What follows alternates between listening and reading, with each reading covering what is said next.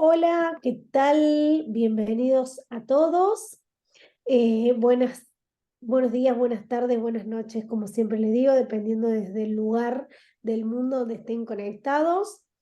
Hoy vamos a hablar de un tema que es un tema que muchos nos consultan, un tema que bastante seguido se trabaja en las empresas, un tema porque la gran mayoría de las empresas cae en esta categoría, por lo cual hoy queríamos traer ese tema y charlar un poquito al respecto. El tema de hoy es empresas familiares.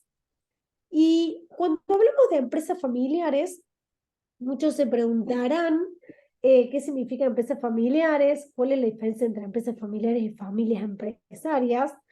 Eh, Así que bueno, un poquito sobre eso queremos hablar. Seguramente muchos son parte de una empresa familiar, ya sea que son dueños de empresas familiares, de los que nos están viendo, nos están escuchando. Eh, y la verdad que las empresas familiares tienen un altísimo porcentaje en la economía, digamos, de todos lados, no solamente en Argentina, sino a nivel mundial.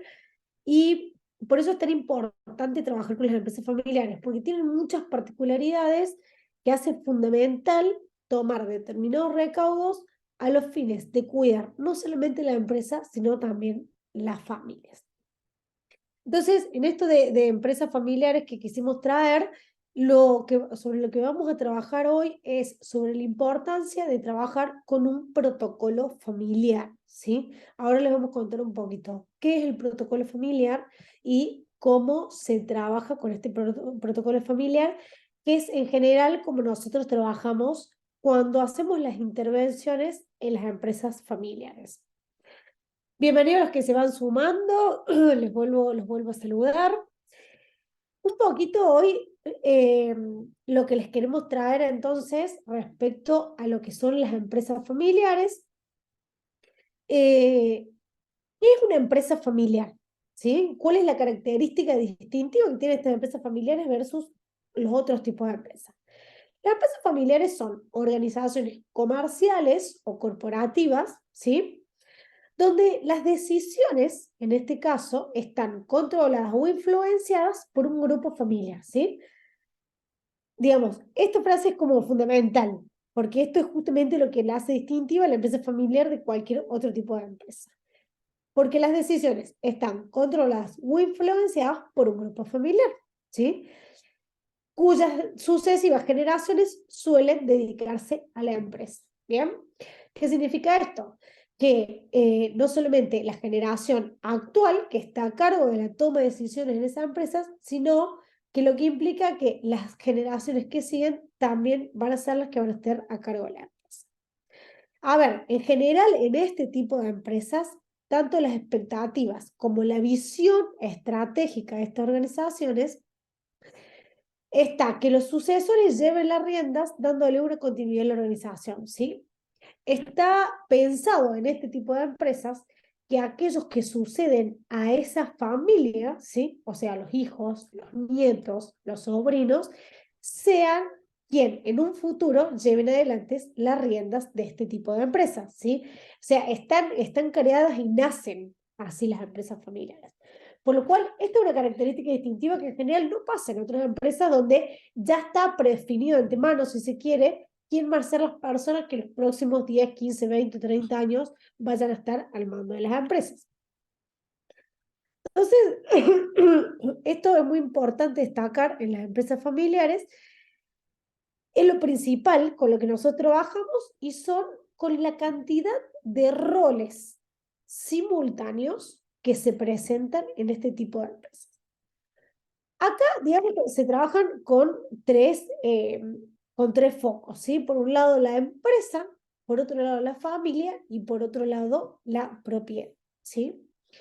Entonces, y de acá, de esto, se desprenden los diferentes tipos de roles que se encuentran en las empresas familiares, de la familia, la empresa y la propiedad.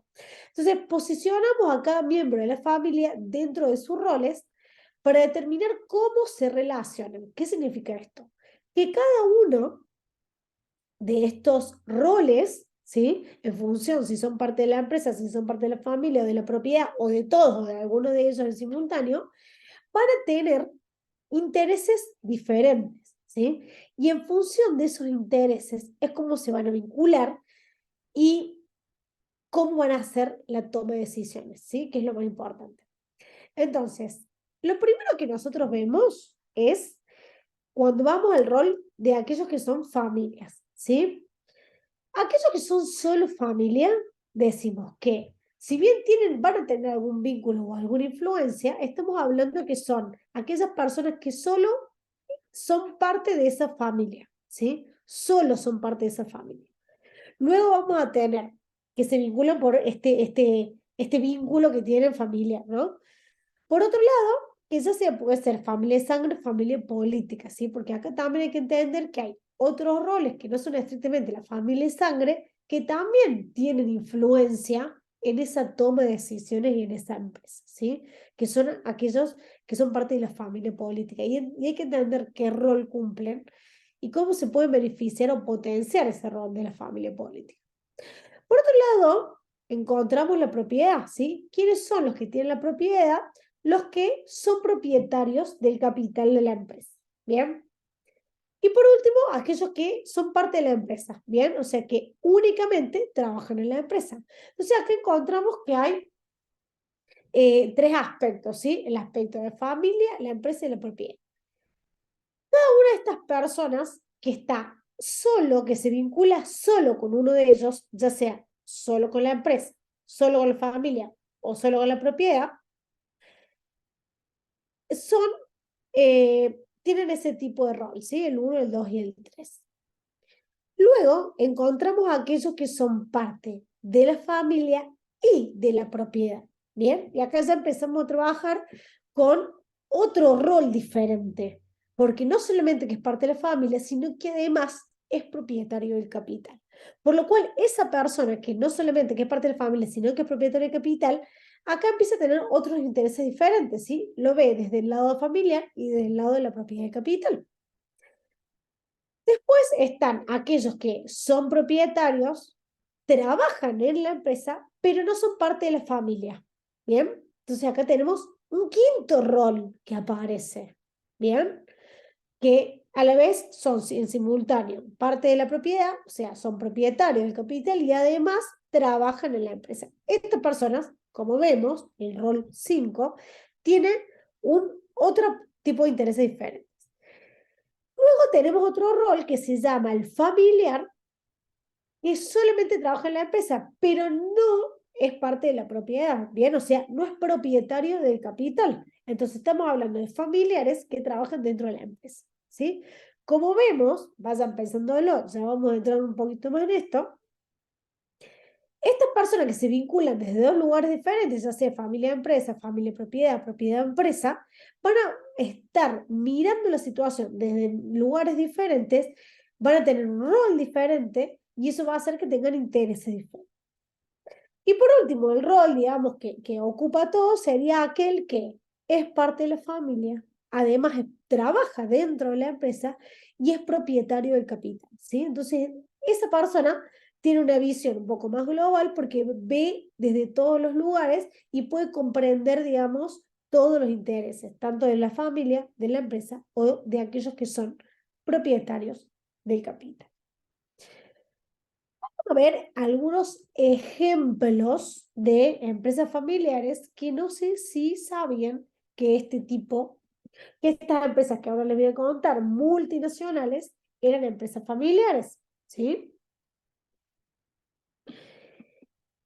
Walmart, ¿sí? Estamos hablando de multinacionales, gigantes, que son una de las empresas más grandes del mundo. En los años 60 fue creada, en los años 60 por Sam Walton, y hasta el día de hoy, la familia Walton controla alrededor del 48% de las acciones de las empresas, ¿sí? Muchas veces cuando las empresas son tan grandes y tienen accionistas, se dicen que son familiar cuando el porcentaje más alto de esa empresa es controlado por un grupo familiar, ¿sí? Como en el caso de Walmart. Después tenemos empresas como Ford, ¿sí? Que también me parece que les debe sonar. Es la mítica empresa automotriz Henry Ford, ¿sí? Creada por Henry Ford, que fue aquel creador del modelo de producción en masa, para los que venimos del palo de la administración y de la ingeniería, todos conocemos el modelo de producción en masa de Ford, y que todavía al día de hoy sus descendientes la administran y llevan más del 40% de las acciones totales de la empresa, ¿sí? Por eso se entiende que la empresa Ford multinacional es una empresa familiar. Después tenemos a BMW como un caso emblemático, que en este caso tenemos, fíjense acá, una situación diferente, ya que BMW no fue fundada por la familia que hoy la dirige, pero luego de la Segunda Guerra Mundial, Gunther Quandt compró una fuerte participación en la misma y la legó. Entonces, desde entonces, a sus descendientes, desde entonces hace que esta empresa sea una empresa familiar porque fue legada por Gunther Quandt a sus descendientes y poseen aproximadamente en la actualidad el 48% de sus acciones. Fíjense que siempre estamos hablando entre el 40 y el 48% del paquete accionario que está controlado por el grupo familiar. Y se entiende que estas son empresas familiares, ¿sí? Por el paquete accionario participante.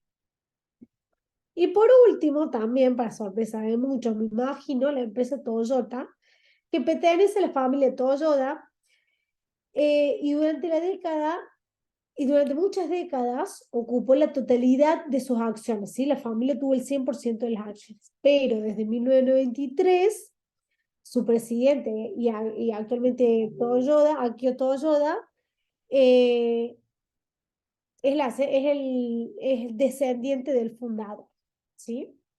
Entonces, para que se fijen, porque uno muchas veces piensa en la empresa familiar y está pensando en comercio chiquito donde vos vas a, no sé, al kiosco, a la despensa, y está la mamá, el papá, los hijos, están todos atendiendo, o dos hermanos. Y en realidad, fíjense que estamos hablando de empresas multinacionales con muchísimos años en el mercado, que tienen accionistas, pero están controladas por empresas, por familias en su gran mayoría. Ahora les voy a contar un poquito respecto a lo que son las ventajas y las desventajas de las empresas familiares. Si uno muchas veces no elige estar o no estar en una empresa familiar, de repente mucho nos puede haber tocado trabajar en una empresa familiar, o bien, en nuestro caso, hoy, digamos, desde la consultoría, nos toca asesorar y acompañar a muchas empresas familiares, ¿sí? Esto nos ha hecho tener una perspectiva diferente y ver desde muchos lados, sobre todo entendiendo toda esta cantidad de roles que existen en las empresas familiares y por qué cada uno tiene intereses diferentes. Y se encuentran en estas empresas toda esa cantidad de roles y esa cantidad de intereses, que como los vimos recién eran 7 diferentes, y cómo, digamos, el gran desafío que implica poder hacer una empresa que sea saludable aún con toda esa cantidad de roles adentro. Y no solamente, como les dije al principio, cuidando la empresa, sino además cuidando el grupo familia, ¿sí? Porque acá lo importante muchas veces, a nosotros muchas veces nos llaman, más que para el mejor funcionamiento de la empresa, es para no terminar peleándose la familia.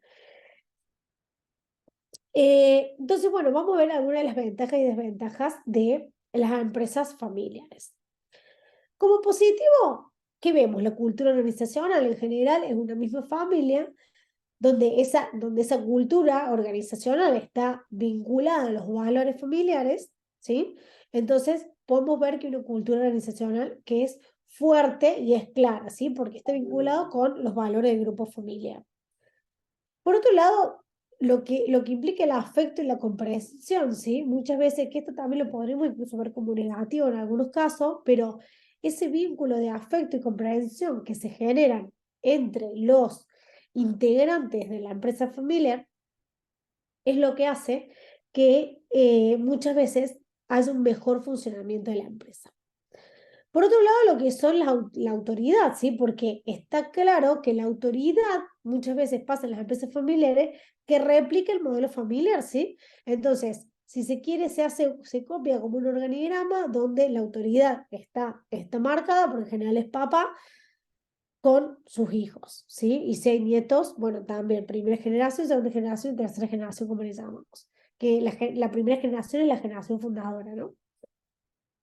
El conocimiento y la formación, al ser de la misma familia, ese conocimiento y esa formación se transmite entre las generaciones y hace que sea mucho más fuerte, porque, o sea, imagínense que en las familias el proceso de formación es permanente, o sea, están hablando de la empresa, en la empresa llegan a la casa, cenan y siguen hablando de la empresa. Entonces, hay como un proceso de aprendizaje y formación que es vitalicio, si se quiere, y es permanente. Entonces, eso hace que el conocimiento de formación fluya y que sea bastante fuerte. El sentido de pertenencia, por supuesto, y de orgullo que sienten, porque todos se sienten dueños o parte de esa empresa, porque es una empresa familiar o que la creó mi abuelo o la creó mi papá, o es la empresa donde actualmente están trabajando o se la estoy cediendo a mis hijos. Entonces eso hace que el sentido de pertenencia de estas personas sea muy fuerte. Bien, la flexibilidad y el compromiso, sí, por un lado, digamos, porque tanto como la flexibilidad que pueden tener aquellos miembros de la empresa por ser parte de por la familia, así como el compromiso que van a sentir, como les decía recién, todos se sienten dueños de la empresa. Entonces eso hace que el compromiso con esa empresa sea mucho más fuerte. Luego la confidencialidad, porque esto, digamos, queda de alguna manera, estas cuestiones, el know-how y todas las cuestiones empresariales sobre todo estratégicas que quedan dentro de la familia. Entonces es muy difícil que se salga a divulgar, salvo que sea una ruptura familiar muy fuerte. Y sobre todo la visión de largo plazo, porque como les decía recién, las empresas familiares están pensadas, están creadas o nacen para que los sucesores sean aquellos que en un futuro sigan manejando y tomen la rienda de la empresa. Incluso esto muchas veces está contemplado en la visión de la empresa, ¿sí? O sea, es una cuestión estratégica. Y luego, entonces esto como las cuestiones positivas que podemos ver en las empresas familiares. Ahora, como desventajas, tenemos que estas estructuras son poco definidas, ¿sí? Porque muchas veces no es tan claro cuáles son los roles, sí, sí así la autoridad, pero no muchas veces los roles. Entonces cada uno va haciendo lo que pudo, lo que se necesitaba en el momento de la incorporación de la persona en la empresa, de la persona en la familia en la empresa, pero no se terminan de definir los roles de una manera estructurada. Por otro lado, la división de las tareas suele ser confusa. Un poquito lo que les decía recién respecto a la estructura de poco definida, ¿sí?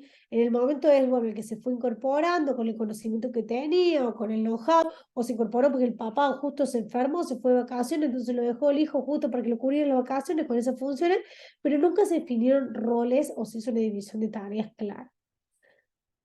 Y acá, si ustedes se fijan, muchas de estas desventajas, incluso si se quiere, están vinculadas a esas ventajas que vimos recién, porque recién hablamos de afecto y comprensión. Ahora, esa emocionalidad que trae la familia, que de alguna manera puede impactar de forma positiva en el negocio familiar, también hace que sea una desventaja cuando entran en juego los conflictos familiares, ¿sí? Imagínense qué difícil sería separar, si yo vengo de mi casa, me acabo de pelear con mi marido, a poder separar esto dentro de la empresa, haciendo cuenta, bueno, acá no pasó nada, seguimos haciendo las compras que haga falta o seguimos vendiendo, ¿no? Entonces, de separar esa emocionalidad de los conflictos familiares, ya sea de manera positiva o negativa, digamos, en este caso, cuando hay conflictos, es una desventaja en las empresas.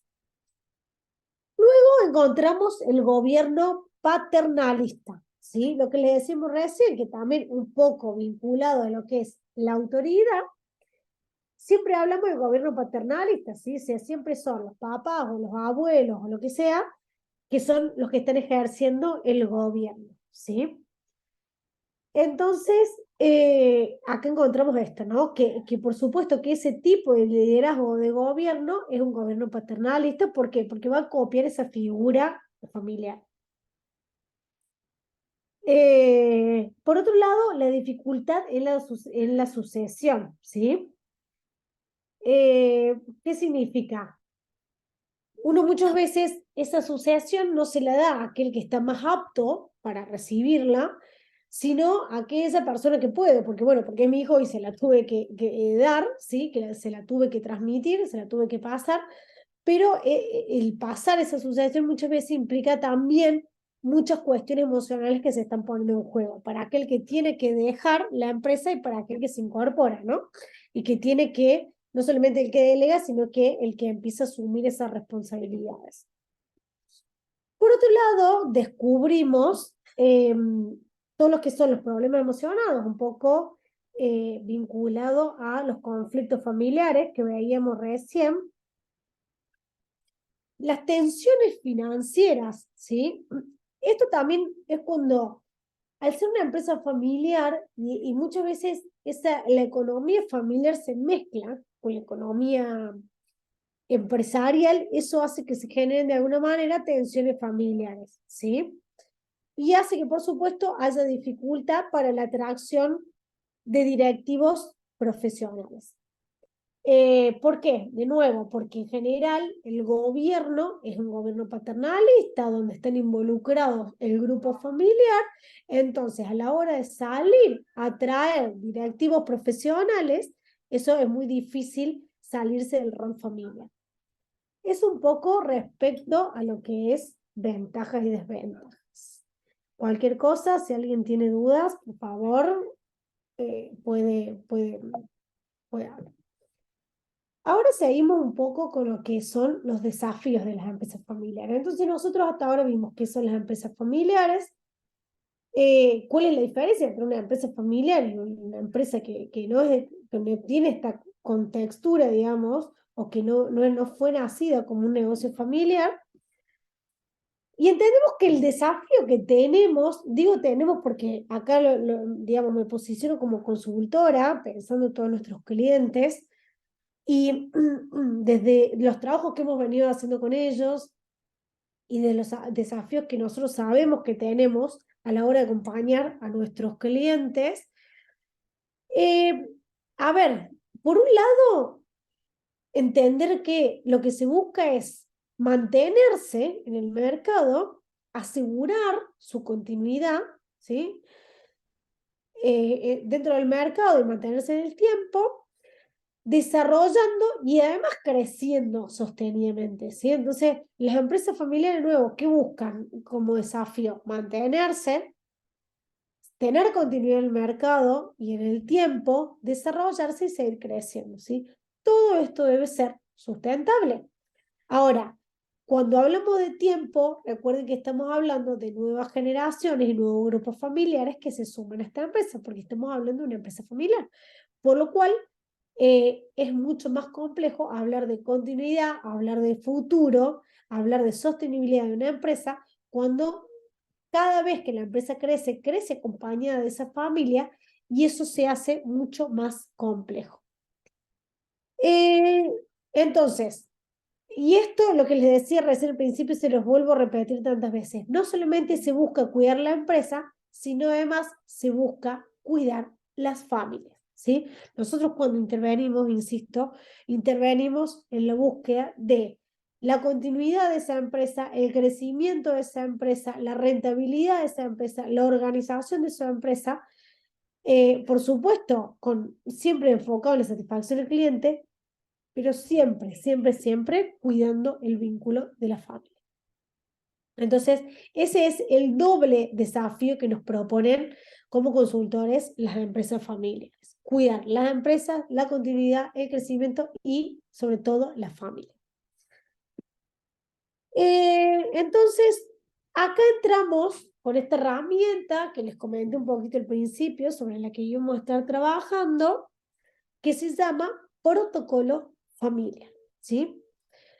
El protocolo familiar es un instrumento, ¿bien?, que permite a una empresa familiar profesionalizarse. Entonces, lo que decimos recién es, las empresas familiares son una empresa de un grupo de familia que independientemente del tipo de formación que tengan, ¿sí?, se incorporan a esta empresa familiar.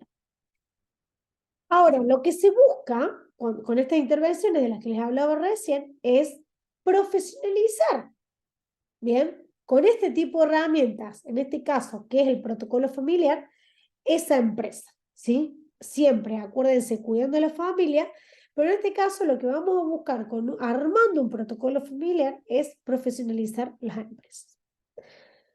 Entonces, ¿qué es un protocolo familiar? Es un documento que lo que se hace es instrumentar acuerdos. Y esta frase me parece fundamental para entender el protocolo familiar. Acuerdos, ¿sí? Siempre tengan presente que el protocolo familiar hay acuerdos, ¿sí? Que por supuesto se celebran de manera voluntaria. Hay alguien que decía, estábamos la otra vez hablando con un colega respecto a lo que era el protocolo familiar y él decía que es como un pacto de caballeros, ¿sí? Entonces, piensen todos los instrumentos de protocolo familiar como acuerdos que se han celebrado de manera voluntaria, ¿sí? Por los integrantes de la familia que comparten vínculos societarios. De nuevo, entonces, la figura de la familia, la figura de la sociedad. ¿Cuál es el objetivo o el fin de generar este protocolo familiar? Regular las relaciones, ¿sí? De nuevo, familiares y empresariales, ¿sí? Entonces, se busca en esta como mezcla de tantos roles que vimos que hay en simultáneo, regular las dos cosas, los vínculos, tanto de la familia como de la empresa. ¿Para qué? Para la conservación y el desarrollo empresarial, ¿bien? Y sobre todo para la conservación de la familia también. Entonces, es fundamental cuando hablamos de empresas familiares pensar en desarrollar un protocolo familiar cuanto antes. Cuanto antes nosotros desarrollemos este protocolo familiar, antes vamos a evitar problemas, ¿sí? Sobre todo familiares, ¿sí? Y vamos a estar velando por la continuidad de esa empresa. Porque todas aquellas generaciones venideras o personas o roles nuevos que se vayan incorporando a esa empresa, ya van a venir con un protocolo, con un acuerdo previo. De todas formas, ahora vamos a ver algunos tipos, algunas características de estos protocolos familiares. Pero es fundamental esto, entender que ese acuerdo que se hizo, ese protocolo que en algún momento se desarrolló, que mientras, insisto, mientras antes se haga en el largo de la vida de esa empresa familiar, va a mejorar la performance de esa empresa cuando se vayan incorporando las nuevas generaciones. A ver, lo más importante para destacar del protocolo de la familia es que no es un documento en sí, ¿sí? Tener un protocolo o esos acuerdos que hablamos recién, que son tanto familiares como empresariales en un protocolo, lo que hace, tenerlo documentado es muy importante, pero no es en sí mismo la documentación de ese acuerdo, sino todo el proceso de consenso que implica llegar a ese acuerdo, ¿sí? Ahora vamos a ver un poquito lo largo y complejo que es hacer un protocolo familiar. En general lleva muchos meses, en algunos casos, en nuestro caso no hemos llegado a tener procesos de protocolos familiares de años, pero sí de muchos meses, porque pasa por muchas instancias de acuerdo y de maduración. Eso es lo que yo siempre hablo cuando hablamos de procesos, ¿sí? Eso es un proceso. En un proceso hace falta instancia de maduración, hace falta que pasen cosas primero y cosas después. No se puede hacer todo junto, sentarme, me descargo un protocolo familiar de internet, digo, bueno, a ver, lo leamos todo y vamos con esto, ¿no? Porque además va a haber tantos protocolos familiares como empresas haya, como familias haya, incluso en diferentes momentos o ciclos que estén en el ciclo de vida de la empresa, va a haber un protocolo familiar diferente.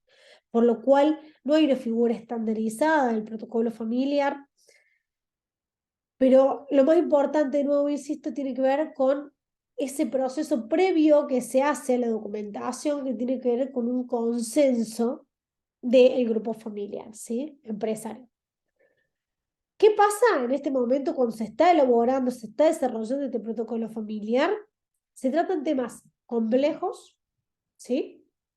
Sensibles, porque muchas veces estamos hablando de dinero, pues estamos hablando de poder, estamos hablando de autoridad, estamos hablando de delegar, ¿sí? Estamos hablando de habilidades, estamos hablando de vínculos, y sobre todo de difícil abordaje de una manera sistémica, lo que les decía recién, ¿bien? Muy difícil abordarlo profesionalmente de una manera estandarizada, por todas estas complejidades que hablo, sobre todo lo que tiene que ver con los vínculos familiares. Entonces, eh, insisto, la parte importante del protocolo familiar tiene que ver con ese proceso previo. Algunas preguntas que nos hacemos respecto al protocolo familiar. A ver, ¿por qué hacer un protocolo familiar? ¿Sí? Porque por ahí nos estamos preguntando, che, ¿todo bien con la empresa familiar? ¿Hace falta un protocolo familiar? A ver, el protocolo intenta generar mecanismos para evitar, si es preventivo, llegar a un estado en el que la familia tenga una disrupción importante donde no haya vuelta atrás. Un poco lo que les decía recién. Mientras antes, en el ciclo de vida, se haga el protocolo familiar, más problemas nos vamos a ahorrar a futuro. Bien, entonces, no es lo mismo que el protocolo familiar se desarrolle con la primera generación, con el creador, con el fundador, antes de incorporar a la segunda generación, que si el protocolo familiar lo agarro con la tercera generación, entre primos, con la familia política en el medio, donde ya seguramente hay algún tipo de conflictos de los que ya no hay vuelta atrás, sobre todo cuando hablamos de vínculos familiares. Entonces ahí entramos en el cuándo, ¿sí? Se hace necesario cuando, o sea, cuando yo creo que ya es necesario hacer un protocolo familiar, cuando el grupo familiares que puede intervenir en la empresa empieza a ser grande, ¿sí? A ver, si yo soy el fundador, ¿sí? Estoy yo solo en mi empresa, necesito a priori un protocolo familiar y no. Ahora, cuando yo, lo que les decía recién, cuando yo ya estoy en etapas de sumar a la segunda generación, cuando se empiezan a complejizar los vínculos, cuando se empiezan a sumar personas, personas diferentes, con diferentes intereses, con diferentes roles que veíamos recién, ahí es necesario empezar a trabajar con el protocolo familiar. Insisto, mientras antes se haga mejor, para no llegar a momentos en donde los vínculos ya no hay vuelta atrás. Y por último, la pregunta que nos hacemos, ¿es para siempre? No, es lo que les decía recién. Este protocolo o este acuerdo del que hablábamos de familia se hace con base en algunas premisas que tienen que ver con ese momento específico, ¿bien? Con ese momento exacto donde nosotros estamos desarrollando y elaborando esos acuerdos, con las personas que intervienen en ese momento, porque no es lo mismo el protocolo familiar que yo tengo que desarrollar hoy, que está por entrar mi hijo, y yo le voy a empezar a delegar funciones en los próximos 3 años, a que si acá dentro de 10 años está mi hijo, yo, mi hijo, su esposa, probablemente nietos, entonces toda esa complejidad, no sé, un primo, entonces toda esa complejidad hace que claramente ese acuerdo que yo hice en ese momento, donde era yo con mi hijo, quede obsoleto. Entonces es necesario volver a trabajar con el desarrollo y el diseño de un protocolo familiar.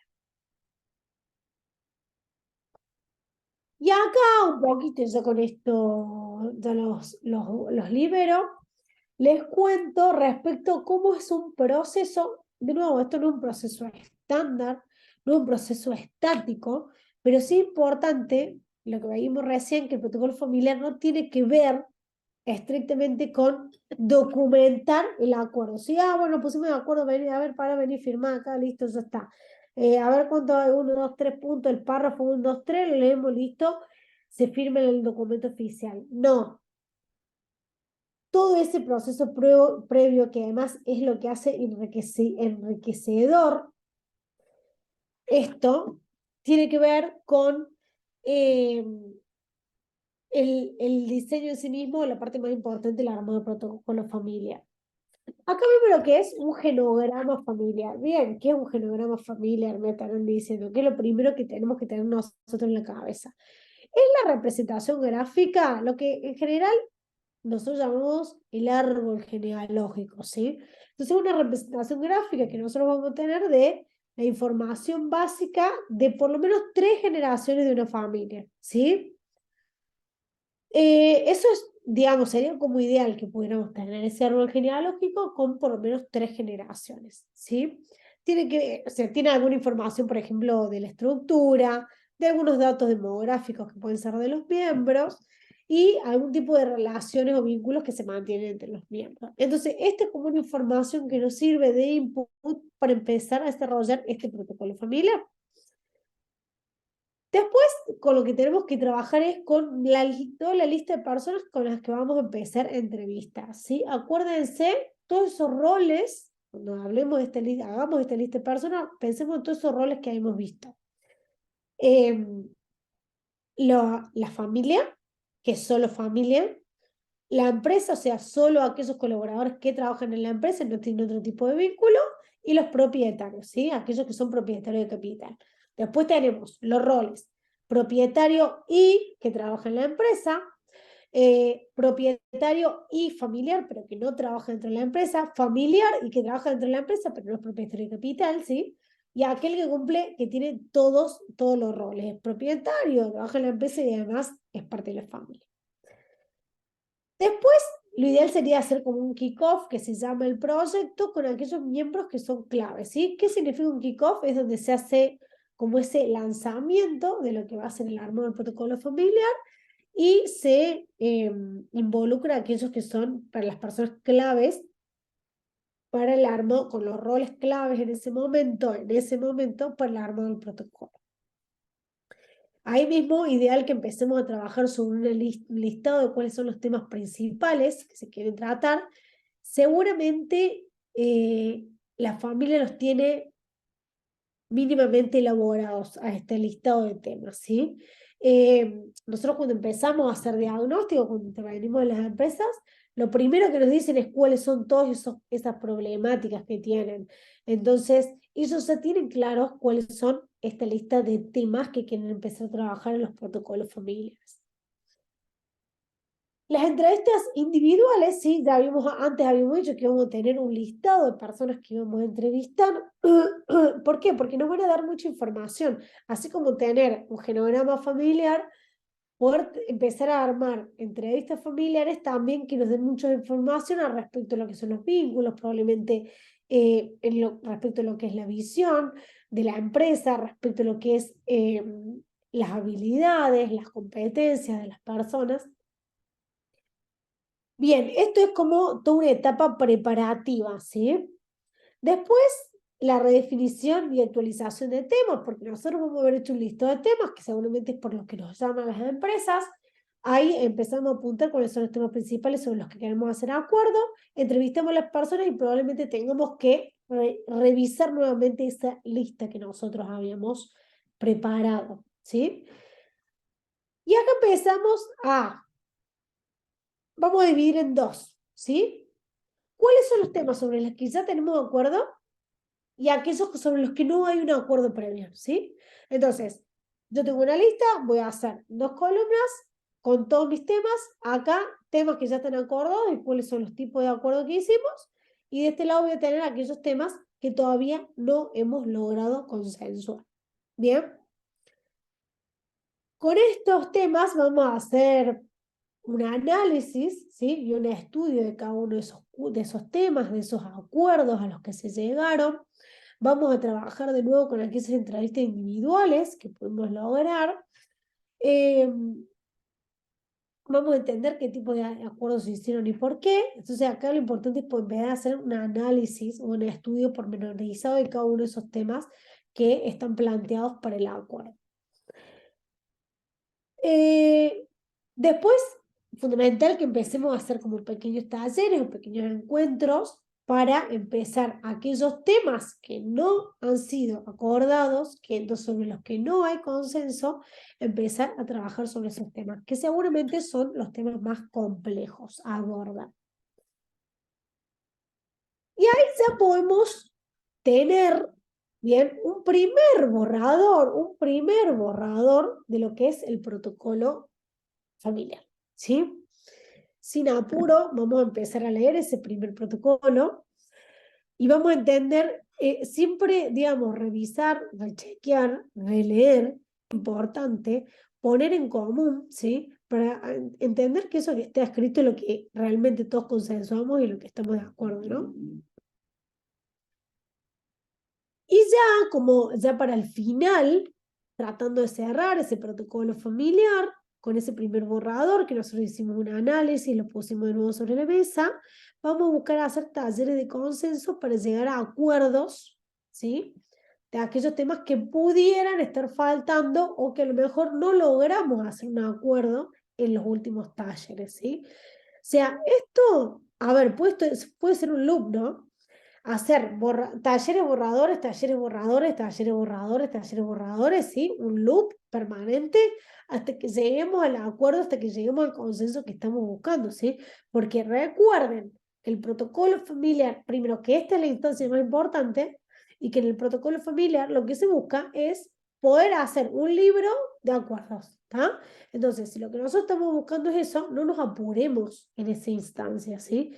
Hagamos todos los talleres de consenso que sean necesarios para abordar esos temas que son complejos y que nos están costando consensuar como familia. Y por último, una vez que ya hicimos el borrador, que lo volvimos a leer entre todos, que estamos todos de acuerdo, que los temas están consensuados, que no hay grises en cuanto a lo que son acuerdos familiares, y todavía no quedan temas sobre la mesa, que probablemente pase, ¿sí? Que quedan algunos temas que no hayamos podido abordar. Eso es algo a revisar a futuro también, que se puede incorporar luego, ¿sí? Lo que sí es entender que en algún momento vamos a tener que buscar el cierre de ese protocolo familiar, donde por supuesto lo que se hace es una reunión final donde todos firman el documento oficial de ese acuerdo, ¿sí? Y así, de esta manera, queda constituido un protocolo familiar. Creo que hasta acá llegamos. Bueno, los invitamos a que se sumen a las redes sociales. Si tienen alguna duda, alguien quiere hablar, alguien quiere hacer alguna observación, no sé, de los que están, si quieres cortarlo, la grabación.